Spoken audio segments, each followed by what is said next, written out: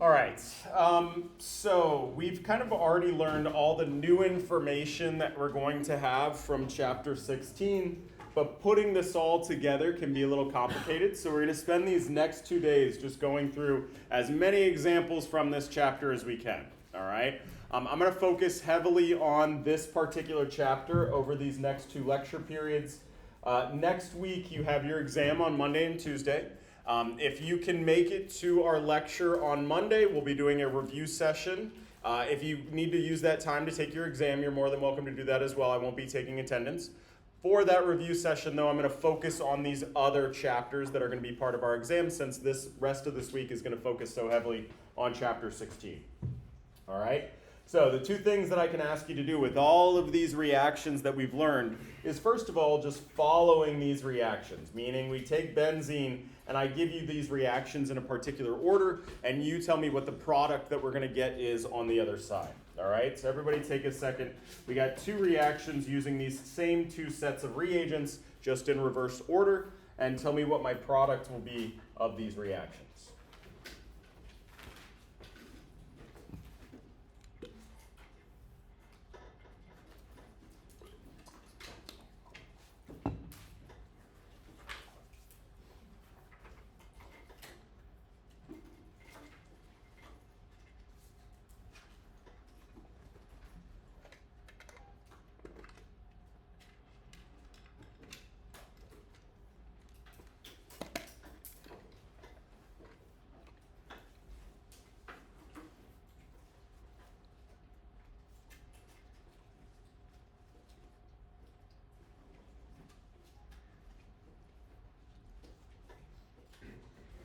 All right, what you also want to try to start doing is to be doing these reactions without having to look back in your notes at your cheat sheet. If you really just can't figure it out, then of course flip back on your notes. But to the extent that you can force yourself to remember and pull it from your memory, it'll help it stick in your brain that much more.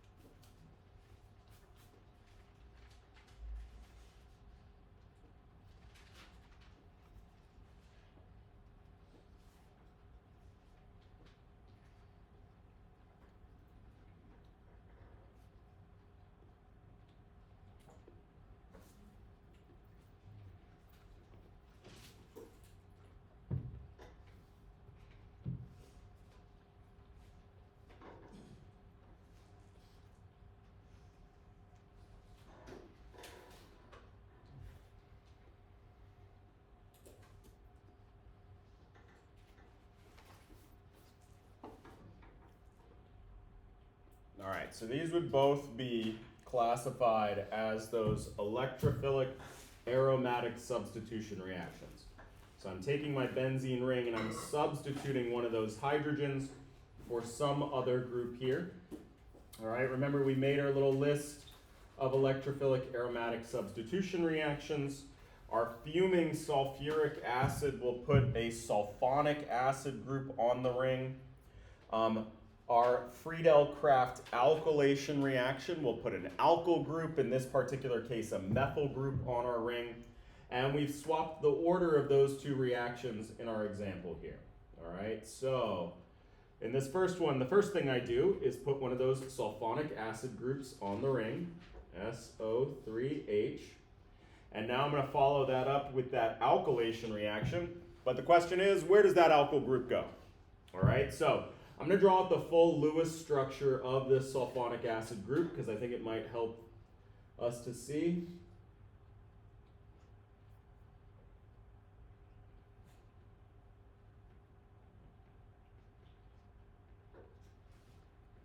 Is this an orthopara or a meta-director? So this is a meta-director. Remember, our orthopara directors will have those lone pairs next to the ring. This is much more like a carbonyl group, not quite, but I got that sulfur-oxygen double bond. So this is a meta-director, which means it's going to direct that incoming substituent to one of those meta positions. In this case, they're both identical, so I can just pick one, my methyl group coming off of that meta position. All right, so I get that one product. Now I'm going to do the same set of reactions here, but in a reverse order.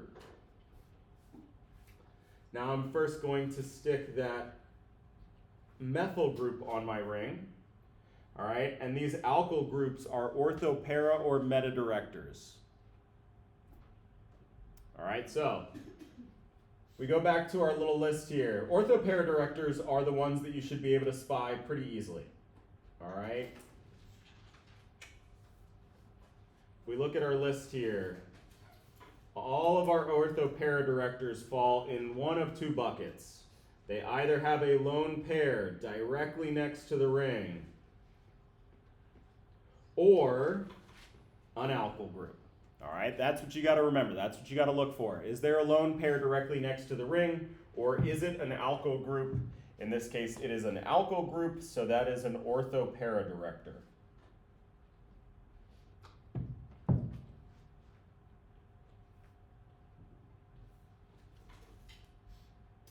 Which means it's going to direct that incoming substituent to the ortho or para position. Since I would get a different product depending on which one I chose, I'm going to have to draw them both. I'm going to draw one where that sulfonic acid group is in the ortho position.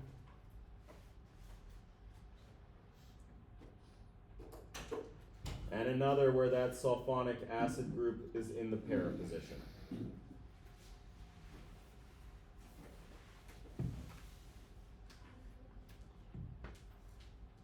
All right, so using those reactions, those electrophilic aromatic substitution reactions, same two reactions, but now I've swapped the order, right? Our product is going to be dictated by that orthopara or meta-directing character of those reactions. All right, let's do two more similar ones.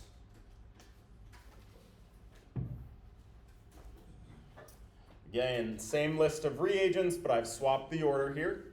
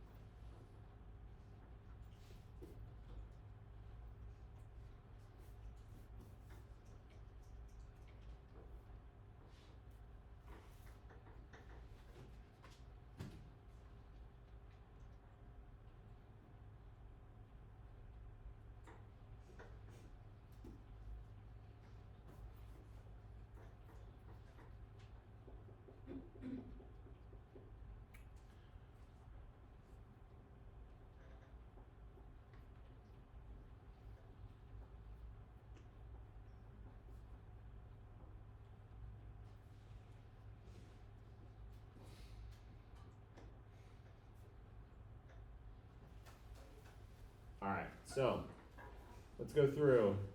My first reaction is going to put a methyl group on that ring. Same Friedel-Crafts alkylation reaction that we just saw in our previous examples. This next one here, sodium dichromate. What is this going to do for me? All right, so this is not one of our electrophilic aromatic substitution reaction. It doesn't add something new to the ring. Instead, this is one of those reactions at the benzylic position, all right? And remember I said, when you see chromium, you think oxidation, because that's what that metal is going to be doing for us in organic chemistry. We first learned about this reaction in the previous chapter, and then I made a big stink about it, putting it in this list of reactions that convert ortho-para to meta-directors. And it might not have been obvious at the time why I made this list, but these two examples side by side will help point out why this is going to be really important in terms of dictating our product. So first of all, our sodium dichromate will indeed oxidize that benzylic position to a carboxylic acid group. All right, that'll convert what was my ortho-para directing alkyl group into a meta-director.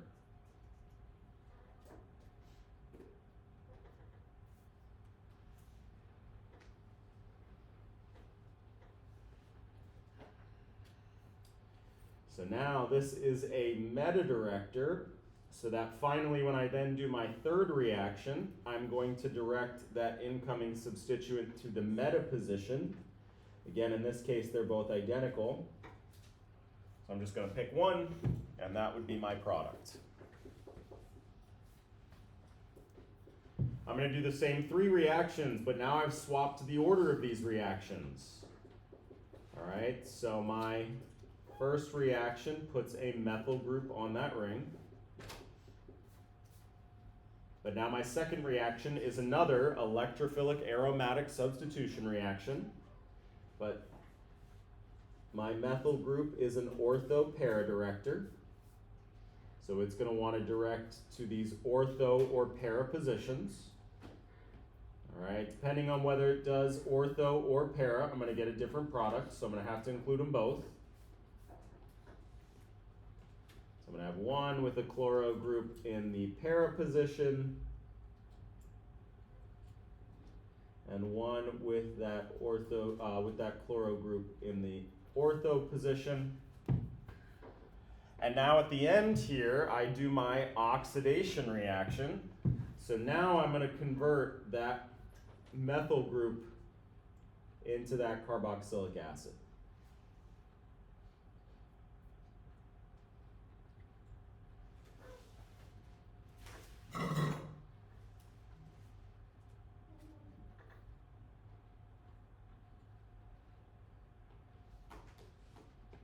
Right, so we can see that we have these two functional groups, a carboxylic acid group and a chloro group, same two functional groups in our product, but depending on the order in which these reactions were carried out, I get a different product, right?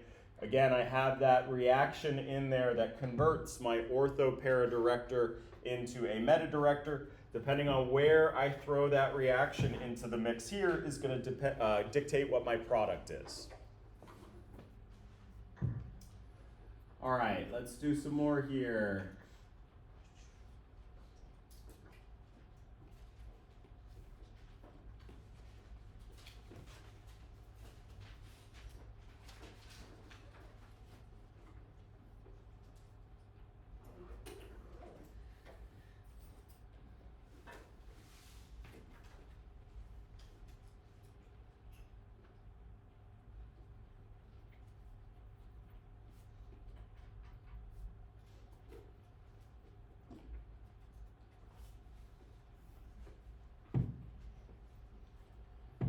Same list of reagents, but in a different order.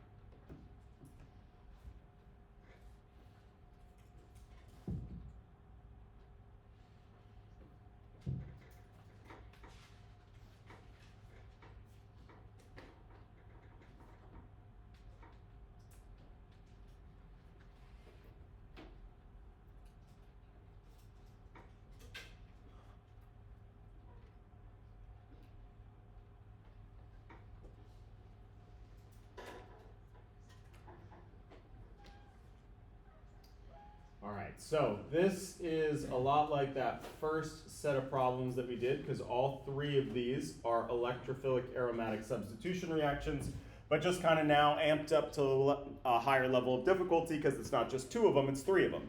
All right, same sort of idea though. We gotta follow what's going on here. So step one, I gotta put a nitro group on the ring. And I'm going to do another electrophilic aromatic substitution reaction where I add a bromo group onto the ring. And I got to figure out where that bromo group is going to go. Is my nitro group an orthopara or a meta-director? So this is a meta-director. So it's going to direct that bromo group to that meta position.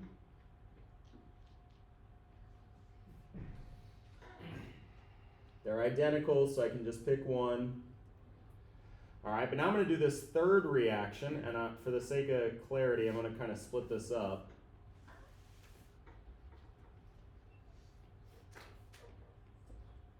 And this is also an electrophilic aromatic substitution reaction, one of those Friedel-Crafts alkylation reactions. All right, so what's going to happen now when I try to add this third thing to the ring? Well, the nitro group's going to try to direct it to its meta position, but my other bromo group is an orthopara director, right? It's got those lone pairs right next to the ring. So it wants to direct that substituent to the positions that are ortho or para to that bromo group. And we got a conflict here. Nitro wants to put it on one carbon, the bromo group wants to put it on other carbons, so who's going to win? All right, so yeah, so this is where we have not only our designations of orthopara or meta-directors, but we are also breaking them into categories of strong, moderate, and weak. And those halogens are weak orthopara directors compared to my nitro group, which is a strong meta-director. And the strong wins, all right? So not only is the nitro group a meta-director, it's a strong meta-director versus a weak orthopara director. So yes, that nitro group is going to get its way and direct that incoming methyl group to its meta position. All right, so that strong meta-directing nitro group wins, which is why that methyl group is meta to our nitro group.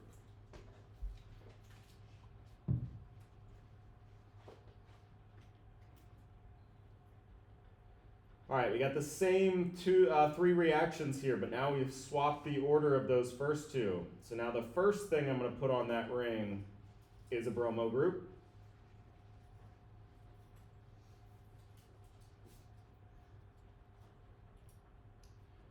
As we said, bromine is an ortho or para director.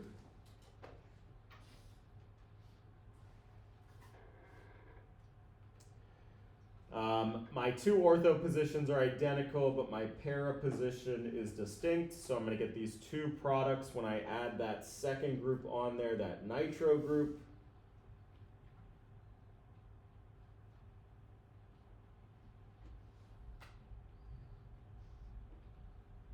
All right, so now I've got this mixture of these two molecules in my reaction mixture, in my flask, and I'm going to go ahead and add this third set of reagents, that methyl chloride and aluminum chloride, and do yet another electrophilic aromatic substitution reaction. Again, I'm going to kind of break this up here for clarity. All right, we've shown where my bromo group wants to direct incoming substituents to its ortho and para positions. So now we got to look at where my nitro group wants to direct its coming substituents. And like we said, nitro groups are meta-directors. So it wants to direct to these positions that are meta to my nitro group. All right. And we can see, unlike in our previous example where we had a conflict, now both of them are in agreement. They're like, great, we are directing to the same carbons. My ortho-para positions to my bromine are the same as my meta positions to my nitro group. All right? So that means that our incoming substituent, they're in agreement. We don't even care about who's stronger. In this case here, these are identical, right? This molecule's symmetric, so I can just pick one of them to add my methyl group to.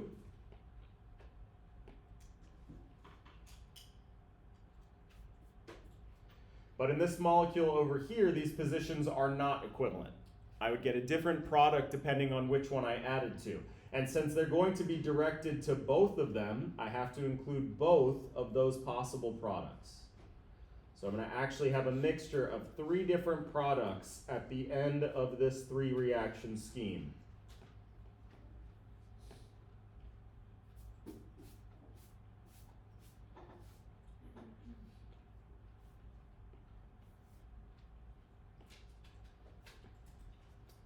All right, again, we're doing our electrophilic aromatic substitution reactions and considering whether the my things on the ring are ortho or para directors. But since we're doing 3 reactions here, we got to consider the directing potential of both of those groups on our ring before we perform that 3rd reaction. All right, in this case, there was a conflict and the stronger one won. In this case, they were both in agreement, but that gave me a mixture of multiple distinct products.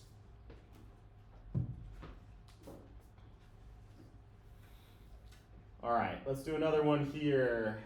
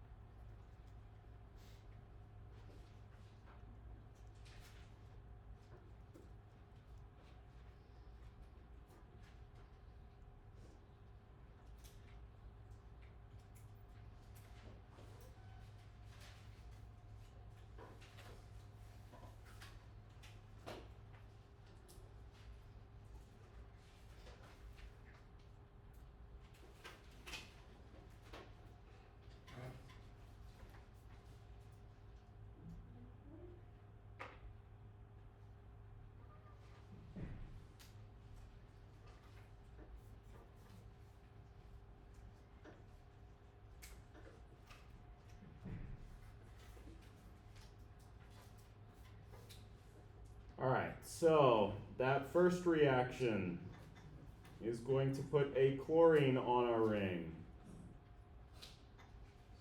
Or more accurately, substitute out a hydrogen for a chlorine on our ring. We got another electrophilic aromatic substitution reaction, putting a nitro group on our ring. In order to figure out where it goes, we need to see whether or not our chloro group, the thing on the ring, is orthopara or metadirecting. Since we see that lone pair, we know it's an orthopara director. All right, so it's going to direct to the ortho or para position. My two ortho positions are identical, but my para position is distinct, so I'm going to have to include both products. One with the nitro group in the ortho position, one with the nitro group in the para position. All right. And now I'm going to move on to this third reaction here. So hopefully everybody got to this point here. If we didn't get to this point, I'm be a little concerned, all right? Because this is now rinse and reusing what same concepts that we've been doing sort of over and over again today. This next step is a little tricky though, all right? This is not one of our electrophilic aromatic substitution reactions. It's also not one of our reactions that convert an orthopara to a metadirector. Instead, what I did is I just put in a nucleophile into this reaction mixture. All right, and how can I tell that this is a nucleophile? Well, whenever I see sodium in my reagent list, what do? Ignore it. So I don't just ignore it, I erase it and I replace it with a minus sign, right? And that net negative charge is the dead giveaway that we have a nucleophile in our reaction mixture here, right? So sodium's just a counter ion, it's just serving as a positive charge in that compound. It's really the other thing that's going to be involved in our reaction, which is our negatively charged nucleophile. And I'm actually going to draw this particular nucleophile out explicitly because it's one that people connect to their molecule incorrectly quite often. Importantly, the negative charge in a cyanide ion specifically lives on that carbon atom. This is a carbon nucleophile here, not a nitrogen nucleophile. All right, so again, just kind of splitting this up for clarity. In this third step here, what we first want to do is convince ourselves that this molecule that we created from the first two steps is a good candidate for nucleophilic aromatic substitution. Remember, not everything will undergo nucleophilic aromatic substitution. We have to have a strong electron withdrawing group, a strong metadirector, and a good leaving group in either the ortho or para position. In this case, we got both. So what's going to happen is I'm going to do a nucleophilic aromatic substitution, substituting not one of my not one of my hydrogens, but substituting out that halogen leaving group for my nucleophile.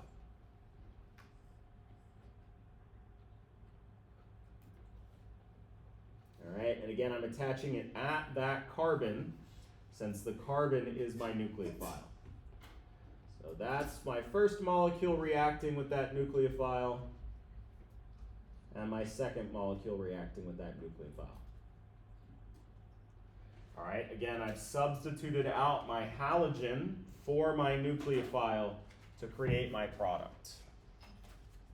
All right, so again, the key here is the NaCN. When we see that sodium, we erase it and put a minus sign. Right? So that's that negatively charged ion that I've thrown into my reaction mixture there. Okay, cool. So a few different categories of these reactions that I can throw at you. So first of all, just kind of to rewind here, this first step, I guess the best case scenario is I just give you one electrophilic aromatic substitution reaction and ask you what the product is, all right? But kind of the punchline of this chapter was that we were mixing and matching them here. So I could ask you if there were two electrophilic aromatic substitution reactions, and then you would have to apply that principle of what's an orthopara versus a metadirector, all right? I could also then throw into the mix one of our reactions that convert orthopara directors to metadirectors or vice versa. That's going to then influence what our product is at the end. even if I gave you the same 3 reagents, but just switched around the order. All right, I can make things kind of worst case scenario here is if I do 3 electrophilic aromatic substitution reactions. Because then after that second step, we got 2 directors on our ring, and we got to consider them both to figure out what our product is. All right, and then lastly, we had that last category of reactions are nucleophilic aromatic substitution reactions. Okay, so kind of lumping these up into groups there. Those are the possible things that I could ask. All right, and that's following these reactions. The next thing we're going to work on, and we're going to kind of end with this, but pick up as well next class period, is predicting the synthesis pathway for a reaction. So if I started with benzene and I wanted a particular product here, what reactions would you do, and in what order would you do them in order to give me that product? All right, now, I don't expect everybody to have these reagents memorized. So on your exam, what you're going to be given is a reagent bank. All right, so for this one, I'll make it kind of simplified here. We have our little wheel here. I'm not going to give you this whole wheel, obviously, that would be ridiculous. But I will give you the set of reagents. All right, so given this set of reagents here, you want to be able to mix and match them in order to tell me what my product is going to be for this reaction. All right, so everybody take a second. Given our reagent bank here, tell me what reagents and in what order we would need in order to synthesize this product.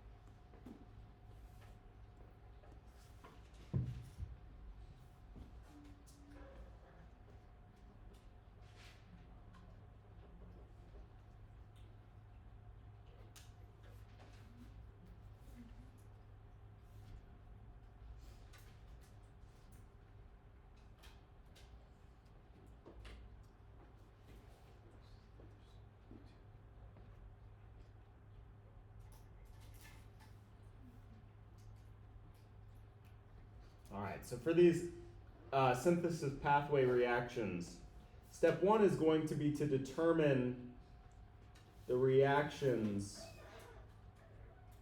we could use in our pathway. And in this case, there was not more than one sort of option that would give us one functional group, but we'll see some examples next class where you kind of want to keep an open mind. There may be more than one way to accomplish a particular goal. In this case, there's only really 2 reactions that I can pull that will add these 2 groups to my ring, or substitute these 2 groups onto my ring. All right, so let's say we're going to go A, B, C, D, E, F. How do I put an acyl group on that ring? Which reaction am I going to use? I'm going to use F. And then in order to put a chloro group on this ring, what reaction am I going to use? B. Okay, cool. So we got our two reactions. Now we got to determine the order.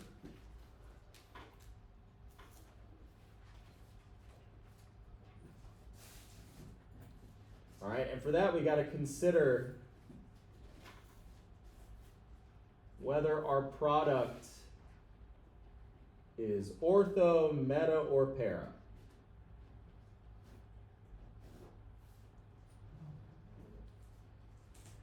In this case here, this product is meta. So I'm going to look at these two reagents here. All right, my acyl group here is a meta-director, whereas my chloro group is an ortho-para-director. So that means I'm going to have to do that acylation reaction first. All right, and so be careful on your exam. It will say, if you do have an R group, don't say R. Tell me exactly how many carbons you're supposed to be using. So I'm going to put my specific acyl halide here. I'll have to do that reaction first, and then I can follow it up with that chlorination reaction, because that acyl group will be a meta-director directing that chloro group to the meta position. All right. Sometimes it may not matter the order of the reactions. Sometimes there may be more than one sort of way to create one. In this case, there's only just this one. But importantly, we got to figure out what reactions we're going to use and in what order we're going to do them in order to create our possible product here. Okay. And this one was an example using two electrophilic aromatic substitution reactions. You can imagine that I'm going to throw into the mix reactions where you're going to have to use those ortho-para to meta-directors, or three electrophilic aromatic substitution reactions, or a nucleophilic aromatic substitution reaction, right? So those same categories we can use, and instead of following those reactions, you're going to be predicting the pathways, meaning you're going to be given a starting point and an end point, and you got to tell me how to get there in the middle. What was your question? Does it matter if we use aluminum or iron? No, does not. They're equivalent. You'll see I just tend to use aluminum because that's what also we use in our Friedel-Crafts reactions. But no, both of these are equivalent. So yes, either one of those would work. Cool. All right, so again, we'll pick this up. We're going to do a lot of review of our chapter 16 work, and then we'll sort of focus on the rest of the unit next week.